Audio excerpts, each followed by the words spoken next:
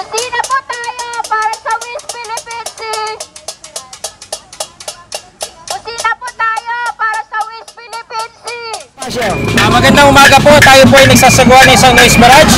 Una upang i-celebrate ang anniversary ng 2016 arbitral ruling kung saan ay unanimous na pina-inaward sa atin ang pagkapanalo para sa teritoryo natin sa West Philippine Sea, ang ating sovereign rights para sa West Philippine Sea.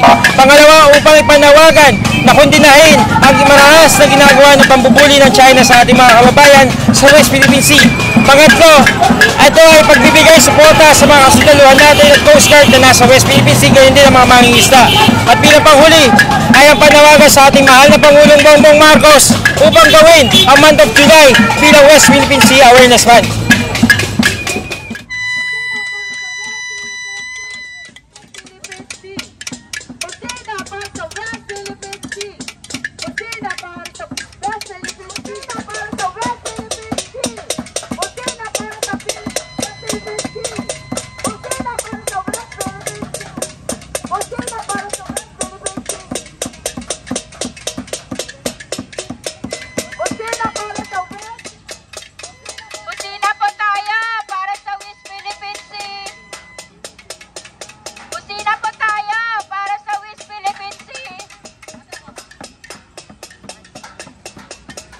Kusina